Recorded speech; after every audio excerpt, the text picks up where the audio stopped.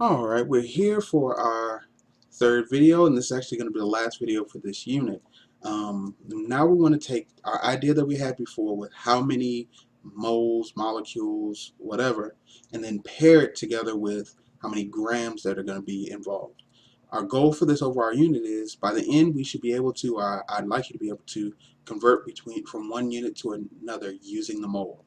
Now, we've talked about moles to grams, we talked about molecules to grams and so forth. But this is going to be a situation where what happens if I need to go from grams all the way to molecules? How can I go about doing that? I can do it using what we call a two-step method, which is going to be the basic idea of what we did before, but it's just going to be repeated a little bit and sort of stretched out. So let's go ahead and take a look. Hopefully by this point you've rated yourself and you know exactly where you are and whether or not you'll be able to do this. Let's get started. Now, looking at the idea, there are some times where I need to go all the way from grams to molecules, or even more so, one that'll be thrown in there for you, from liters of a gas to grams. How can I go about doing that? Well, I can do it one of two ways. I can do it where I do two individual steps, where I make a table for the first and a table for the second and then come out with my answer. Or I can actually calculate or convert from atoms, molecules to grams using one table. Now, the key is there's no way for me to go directly from molecules to grams. It doesn't work that way. I have to know how many of those things are in a mole in order to do that. And so what I have to do is I have to go through moles. Now, notice how I put in here in capital letters, I'm underlining it in red here. Must go through moles. You have to go through moles in order to do this. Now, let's take a look at our example. If I'm going to go from grams to particles, notice I'm going to go to grams to moles, I'm going to use my molar mass.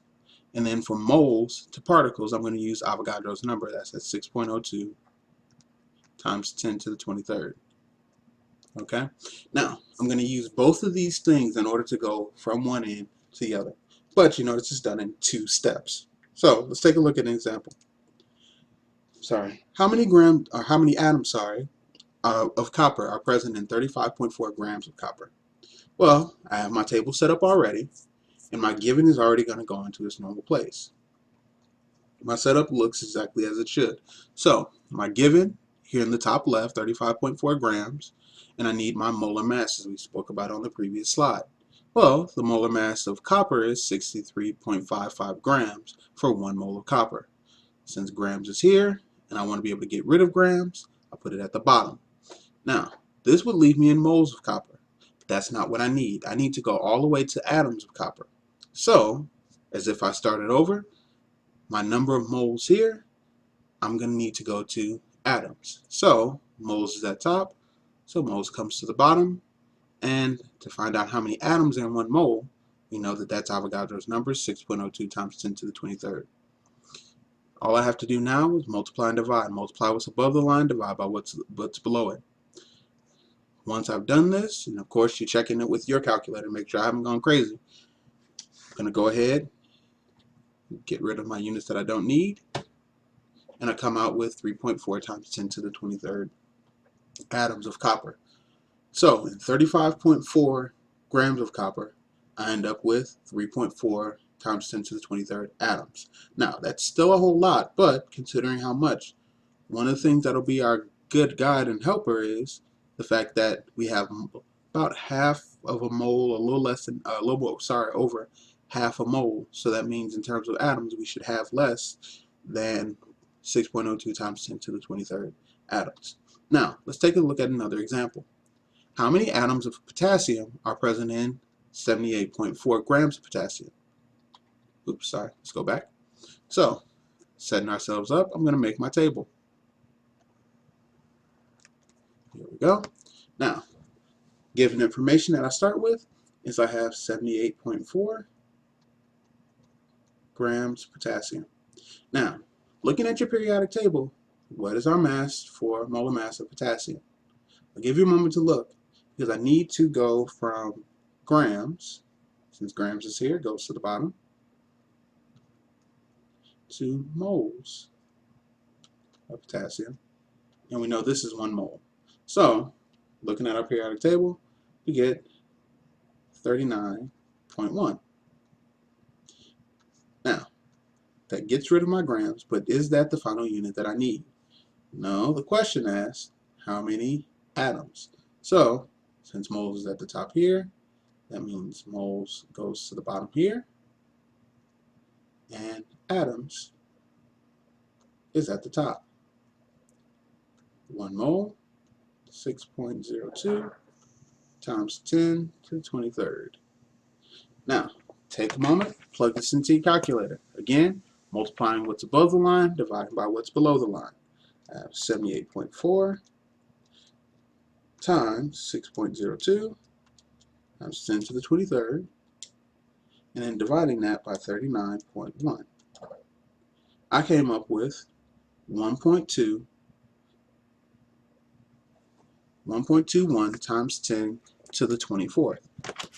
What about you? What did you come up with? 1.21 times 10 to the 24th atoms. Now, what you're going to do is, on the next slide, I want you to go ahead and try this one out on your own. What is the mass in grams of 1.20 times 10 to the 24th molecules of glucose? So now this time, instead of going from grams down to molecules, we're actually starting with the molecules and then moving our way towards the grams. Well, I'll give you a little bit of a start. We know our table. That part's easy. 1.20 times 10 to 24 atoms. Well, if atoms is what we have here, what's going to go below at the bottom? You guessed it, should be atoms also here, which means this is going to be moles. 1 mole and 6.02 times 10 to the 23rd atoms. Now, I'm going to leave you to do the last part. And when you come into class tomorrow, you should be able to give me the answer for how many grams are in this many molecules, 1.20 times 10 to the 24 molecules of glucose. Now, take a moment, and I want you to rank yourself again. Where do you fall on this scale? Are you able to go through and convert between units? Or are you still stuck? Do you still have some things to work on? Did you find yourself at a level 2? You made improvement, but we're still a little ways to go. Well, that being the case, we're going to go ahead and end it right here, and I will see you in class. Hope that you understand and bring all your questions with you.